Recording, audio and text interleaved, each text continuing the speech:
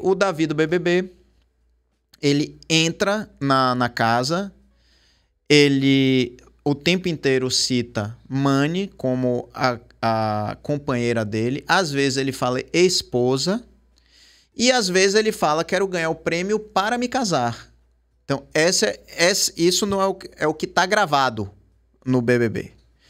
E que ele fala, inclusive, que morava com ela na casa dela. Ela convida ele para morar com ela.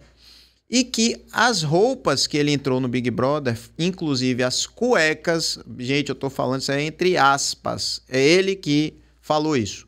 Inclusive as cuecas, ela que comprou. E o corte de cabelo e a barba, ela que pagou. Dito isso, e sensibilizando o Brasil inteiro, porque ela era uma figura, apesar de não estar na casa, muito presente, porque falava-se muito dela. Ele diz, na hora que ganha o prêmio, na noite que ganha o prêmio, meu amor, a gente ganhou, a gente vai se casar. Ele sai da casa e no dia seguinte tem a primeira entrevista em Ana Maria Braga, e Ana Maria Braga fala assim, e já encontrou com Mani? E vocês dois e tal? E ele fala assim, Mani, a gente tá só se conhecendo. Pronto. Aí cai a bomba, né? Cai uma bomba no colo de Mani e começa... Muita gente já naquele momento fala que ela teria direito à metade do prêmio. Mani não entra na justiça, nada, durante esse tempo todo, salvo engano, tem mais de 6 meses, 8 meses, isso. E agora ela entra na justiça para poder ter a validação da união estável. Então, eu queria que você comentasse esse caso específico. Pelo que você sabe do caso, né? Deixando claro aqui, viu, minha gente? Ela não é advogada nem de Mani, nem de Davi. Ela é advogada especialista em direito de família. Com as parcas informações que você tem, que acho que ninguém foi em seu escritório, o que é que você poderia dizer sobre esse caso? Perfeito. Não, se alguém tivesse ido no escritório, estaria impossibilitado até de fazer Verdade, pois. Aqui está tratando. Mas é curioso quando você faz essa narrativa, que me parece que foi uma escalada do desafeto, né? A partir do momento que foi se aproximando, pelo que você narrou aí, houve, na verdade, ele faz o pronunciamento de que eles eram companheiros, né? Esposa, e depois isso vai se tornando, vamos nos casar, e depois estamos nos conhecendo. É o inverso do que a gente falava aqui, que era o modelo de exatamente do namoro, do noivado isso. e do casamento. Que vai subindo, né? É curioso. Deixa só, antes de você falar, deixa só colocar ainda mais pimenta nessa história. Ele fazia Uber e o carro que ele fazia Uber era o carro dela, tá? Então, assim, até o ganha-pão que ele tinha pré-programa existia... Ela foi que dispôs o bem dela para que ele pudesse trabalhar. Mas vamos lá. Pronto, vamos lá. Eu consigo compreender quando você diz que você fez uma pesquisa e alguns profissionais dizem, bom, não, né? Pode ser, pode não ser, depende e tal. Por que isso? Primeiramente, é preciso se explicar, porque a gente conhece frações disso, né? A gente não conhece o todo e os dois posicionamentos. Então, no direito, a gente fala o seguinte, para o juiz decidir uma causa, ele tem que se decidir à luz do que está nos autos, né? O que está fora disso não existe.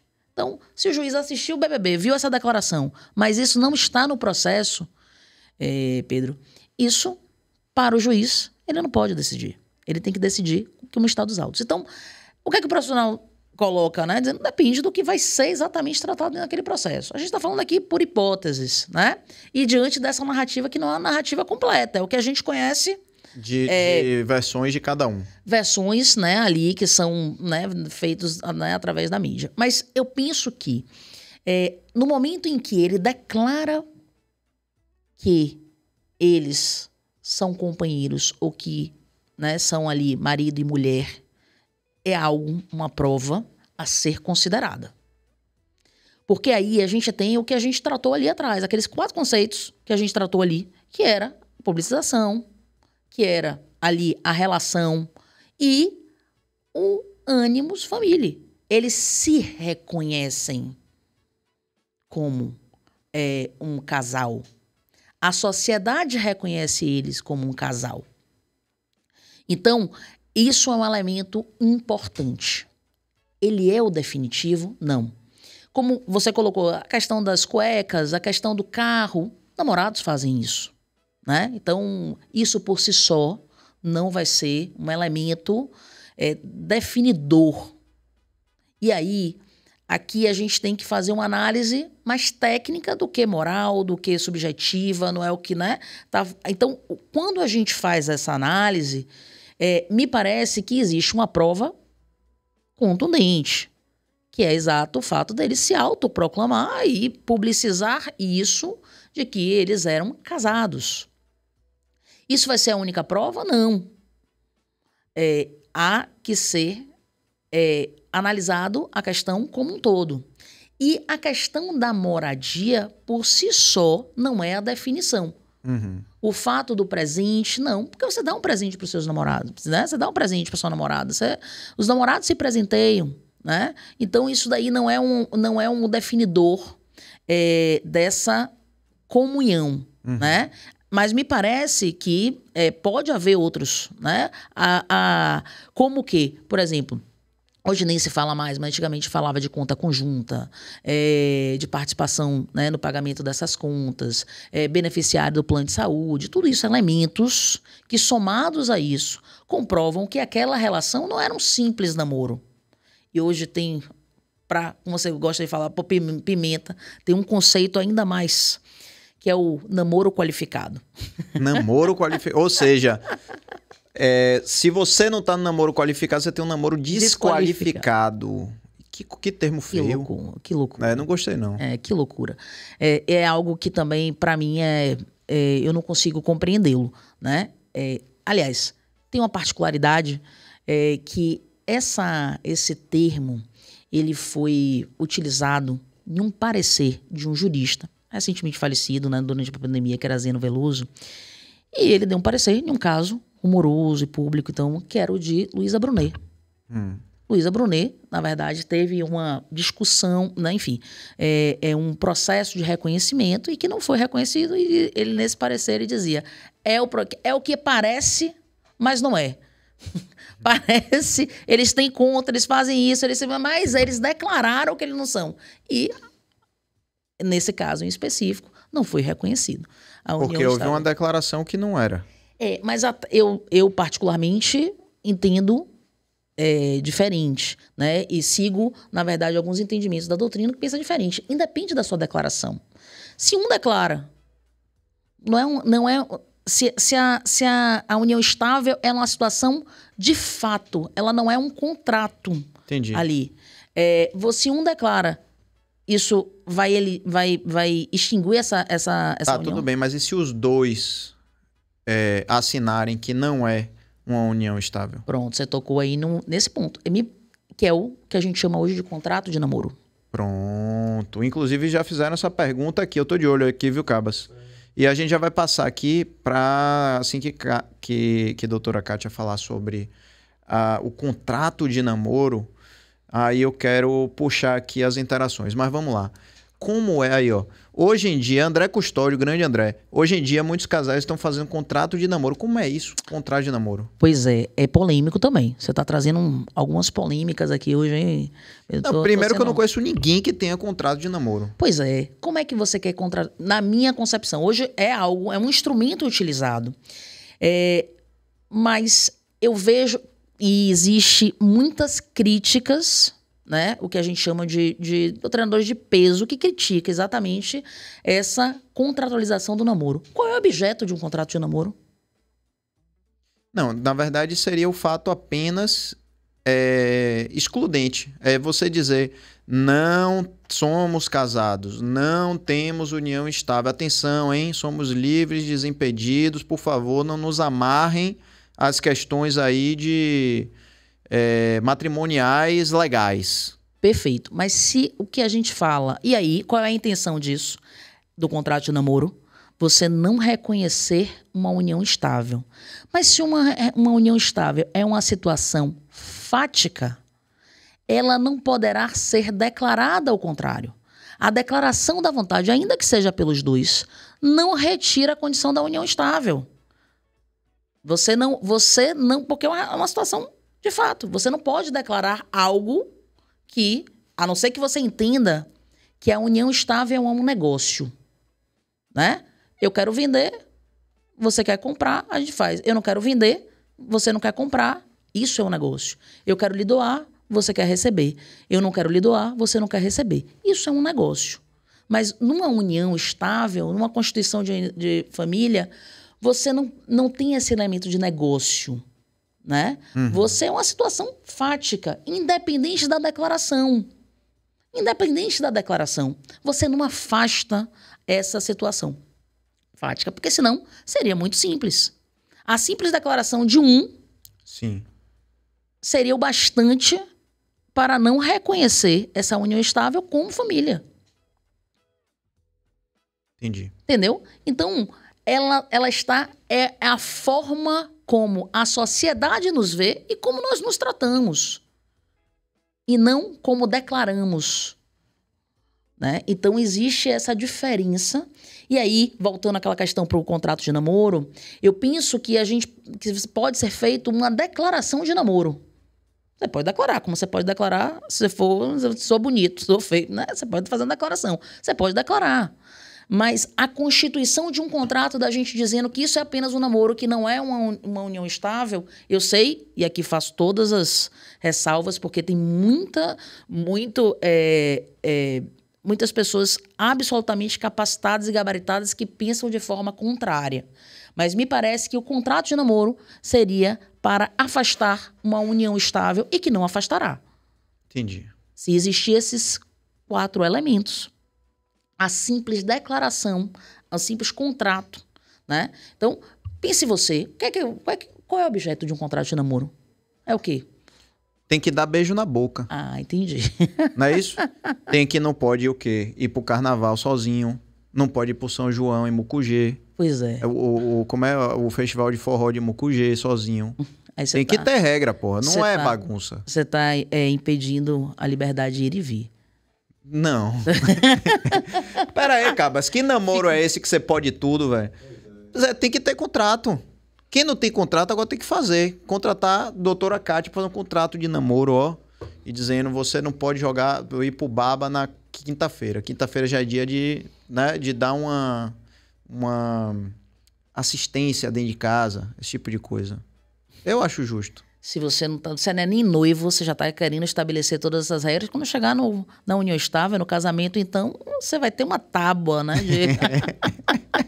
Muita loucura. Mas eu acho que quer ver uma situação difícil que eu já vi acontecer?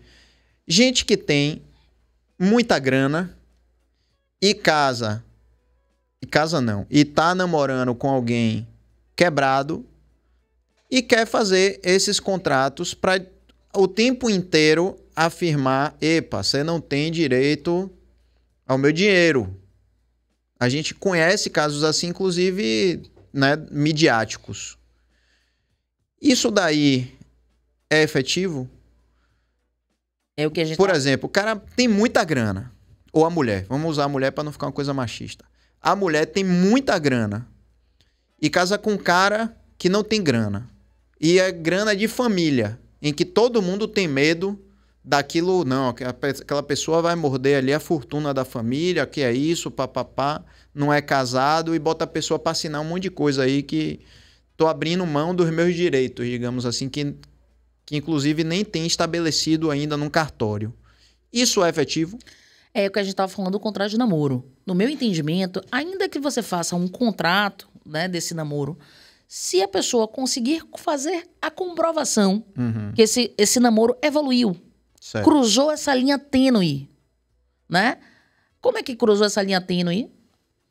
O exemplo que você deu de Davi. Ele se proclamava como marido, como esposa.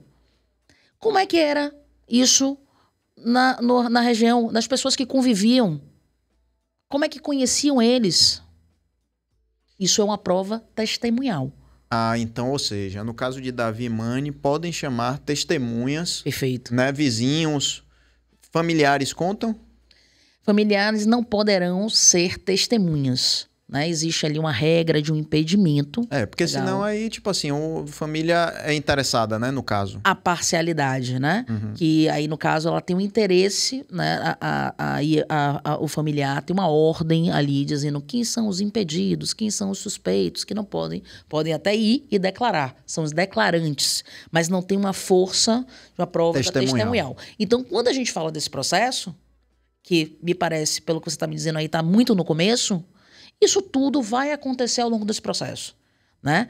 Vai ser colhido, todos esses depoimentos, né? E todas as vezes que ele pronunciou dessa maneira vão ser utilizados naturalmente ali como prova, vão ser colhidas as provas testemunhais, as testemunhas que conheciam ali o casal, documento, né? Se eles tinham algo conjunto, isso faz uma prova. Por isso que é muito difícil pra gente dizer aqui sim ou não. Sim ou não. É por isso que todas as vezes, e aqui a gente está em um bate-papo mesmo, o jurista vai chegar e vai dizer, não sei, depende, vai depender ali, né? Mas essa prova é uma prova forte, né? Mas então eu vou fazer uma outra pergunta a você, que talvez esclareça um pouco mais.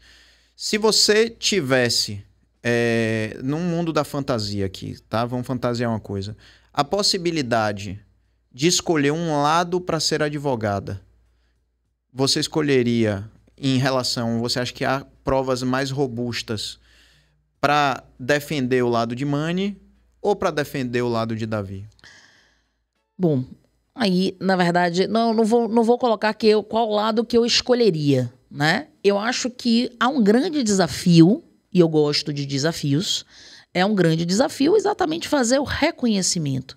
Então, eu acho que seria um belo desafio, exatamente. Mas, quando a gente pensa como um advogado, Pedro, a gente gosta de teses, né? Então, aqui passa pela cabeça, quando você coloca lá, várias teses que seriam favoráveis, como várias teses que também seriam, como eu falei pra você. Você me colocou, mas ela comprou as cuecas, ela pagava o corte de cabelo. Uhum. Isso por si só. Independente, distanciando a questão de ordem moral, subjetiva, tecnicamente falando, entendeu? Se você, pelo corte que você está me dando aqui, eu entendo que há elementos para o reconhecimento dessa união. Pelo corte que você está me dando, tá? Eu não conheço nenhuma manifestação, também não acompanhei todo o processo ali e não tenho outras informações. Uhum. Mas pelo corte que o relato que você fez, eu entendo que há elementos para o reconhecimento dessa união. Perfeito. Agora, vou colocar também um outro ponto. Coloque.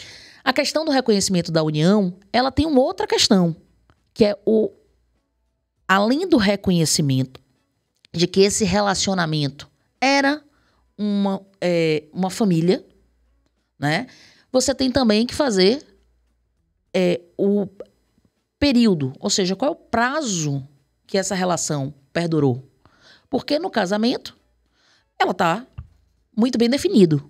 Uhum. É a sua data lá, da celebração e registro do seu casamento. Certo. Mas na união estável, não. A união estável, além da prova da união, haverá de ser também apurado nesse processo que a gente está utilizando aqui como exemplo, como paradigma, terá que ser apurado também o período. Ou seja, também determinar o fim, não é isso? Perfeito. E aí, meu amigo, a gente tem uma celeuma. Tem uma celeuma. Porque o que acontece? Vamos pensar, você aqui, tô colocando, pensando junto com você, porque você me colocou esse tema agora, praticamente isso. Mas vamos pensar que é o seguinte, quando foi que ele recebeu o prêmio? Antes, durante ou depois? Pronto. Né? Que ele recebeu, que caiu na conta. Que ele recebeu, veja bem, que ele ganhou na conta. Não, porque veja só, Na noite que se encerra o programa e que o apresentador... Como é o nome mesmo do apresentador? Quem lembra? É o do BBB? Tadeu Schmidt. Tadeu Schmidt. Viu que você assiste? Tadeu Schmidt. Tadeu Schmidt fala assim, ó. E o vencedor é Davi Brito. Mas não creditou o dinheiro na hora. Perfeito. Certo? Mas anunciou. Na hora que diz Davi Brito, ele diz, Mani, meu amor, ganhamos. Alguma coisa do tipo assim, certo? Certo. Então, se naquele momento está considerando como o momento do recebimento do grande prêmio, naquele momento ele afirma, ganhamos, no plural, certo? Perfeito. Mas a possibilidade de se considerar o dia do crédito na conta dele... Em tese, sim. Aí lascou. Esse é um ponto frágil. Em tese, sim, pode não ser frágil, porque a gente está falando aqui tudo por hipóteses. A gente tem que ver qual é essa relação, né? O que é que você considera ali, ainda que você seja acreditado, né? A constituição do direito foi naquele momento e eles estavam juntos. Tudo isso vai ser apurado em um processo. Por isso que hoje, você afirmar concretamente com esses elementos objetivos se, eles são uma família, são uma entidade familiar, viviam ali em união estável, qual o período e se houve comunicação do patrimônio nesse período. São 3 circunstâncias que terão que ser provadas, apuradas, levantadas dentro desse processo. E vem cá, uma outra situação.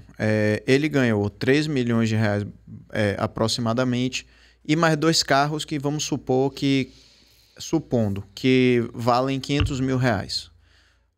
E mais, entre esses 500 mil reais, tô botando as bonificações que teve assim, ganhou a prova de não sei o que, ganhou 30 mil, ganhou não sei o que lá.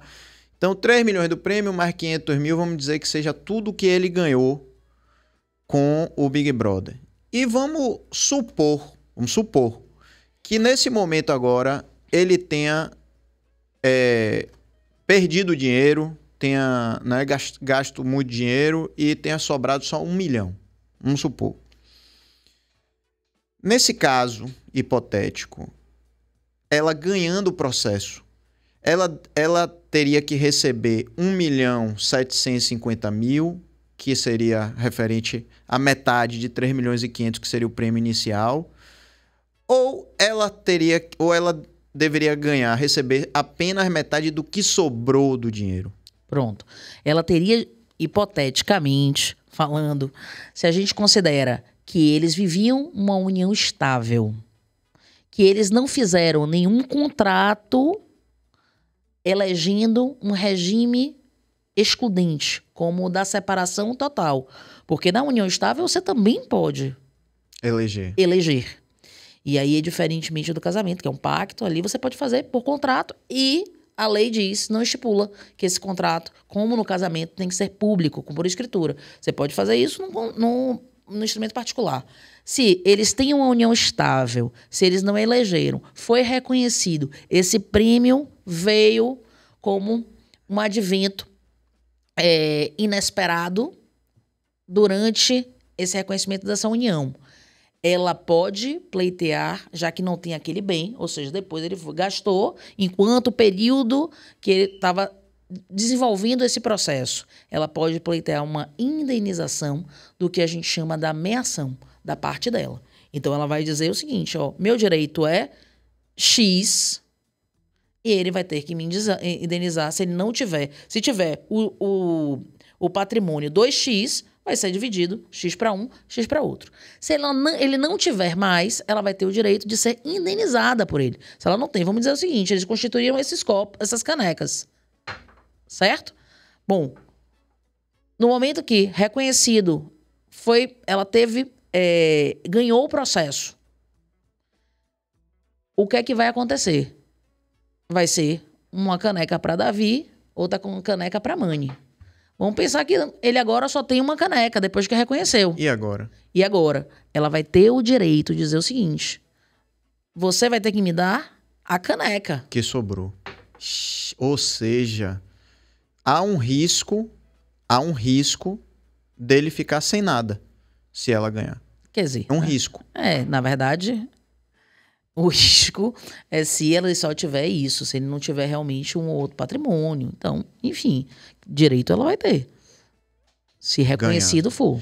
Outra coisa, sendo tudo isso muito subjetivo, e um exemplo que nas questões trabalhistas, né, sempre a gente ouve falar que os juízes costumam dar causa-ganha aos trabalhadores. No caso da união estável, existe essa coisa de meio que assim já uma cultura de dar a causa-ganha a quem de repente está pleiteando, ou é simplesmente uma coisa realmente muito analisada caso a caso?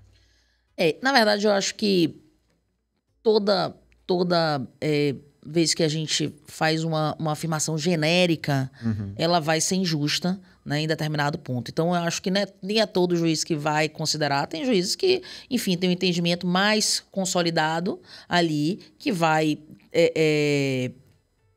analisar a causa em favor dos direitos do trabalhador, direitos da empresa, enfim. Não são todas as ações. E também nesse caso, não existe ali o pró-mulher, né? Não existe. Hoje nós temos, e a gente entra em uma pauta grande, uma análise mais... uma tentativa de uma análise mais equilibrada em processos dessa natureza de família sob perspectiva de gênero. Isso existe, seria um outro podcast aqui para poder a gente tratar, mas isso não significa dizer que isso penderia o direito para um lado ou para o outro. Deverá ser analisado com a imparcialidade de um julgador. Perfeito. Em tese, o julgador tem que estar imparcial e deverá, né, seguir. E aí, existe dentro de um processo também... esse processo está começando, né? Então, você tem todo o caminhar, toda essa instrução. Os desdobramentos do caso, né? O juiz julga, quem perdeu, quem ganhou. Se não fizer um acordo, vai recorrer, vai para o tribunal, vai ser, né? Aqui o tribunal tem uma composição, normalmente de 3 julgadores, que são os desembargadores, para poder julgar. Então, existe um caminhar aí, realmente, desse processo. E essa decisão, inclusive, poderá ser revista, né, pelo tribunal. Então, de um ou de outro, quem ganhar, quem perder, se não chegar a um entendimento. Você consegue estimar o tempo que isso pode durar? Olha só. Qualquer tempo que a gente tiver aqui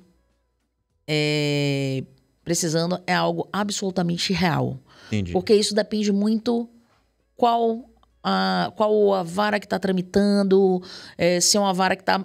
né, que tem ali 2 juízes, outra que está sem um juiz auxiliar, só tem ali o juiz titular. A gente tem um recorte muito diferenciado por força disso. Mas eu estimo, Pedro, que uma causa dessa, se ela vai do começo ao fim, ela não dura menos de 3 a 5 anos. Mentira. Não, você tá de sacanagem. Peraí. De 3 a 5 anos? Então, de 3 a 5 anos, é porque assim, o que eu vou falar aqui é uma coisa que as pessoas falam demais e eu acho que muitas torcem. É triste dizer isso, mas tem muita gente que torce. Eu, pessoalmente, acho que é a minha opinião pessoal e leiga. Eu acho ela uma merecedora, porque moralmente falando, que é a forma que eu tenho de julgar, eu acredito que ela foi uma mola propulsora e que se não fosse ela, ele não estaria no Big Brother, porque inclusive ele dizia que ela que tinha estimulado muito ele para fazer a inscrição no programa, porque ele nem o programa assistia. Ele fala isso. Então, moralmente falando, eu acredito que ela teria direito. Mas muita gente fala, ele vai ficar sem dinheiro rapidamente, porque, como eu disse, tem gente que torce por isso, não torce por isso não. Agora, tem gente que aposta nisso, que acha que vai acontecer e tal. Então, em 5 anos, se essa previsão dessas pessoas estivesse correta, e volto a dizer, espero que não, ela vai ser difícil ver a cor desse dinheiro. Concorda?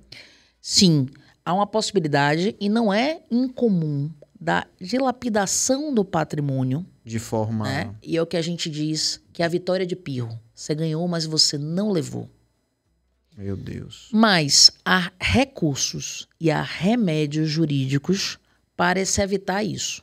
Se ela tem uma prova contundente dessa união, que é o que a gente chama no direito, viu, a fumaça do bom direito, e você consegue demonstrar para o juiz que você tem um bom direito, porque tá ali, ó, eu tenho prova, eu tenho isso, eu tenho indícios.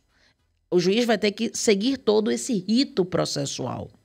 Mas se ele tem ali o que a gente chama a fumaça, o prenúncio desse direito, não. Tem provas contundentes. De fato, eles têm aqui, ó, contas conjuntas, né, moravam juntos, em que pese isso eu já coloquei, não é um elemento, entendi. mas está no amálgama, né? Tá tudo ali Tá num junto. contexto.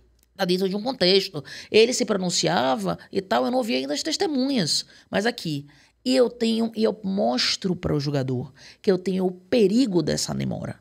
Dizendo, ó, ele tinha um patrimônio de 3, Já virou de 2. já está sendo cobrado, está no Serasa, está isso, vai depender todo o patrimônio. Bloqueie esse patrimônio. Isso é possível? É possível.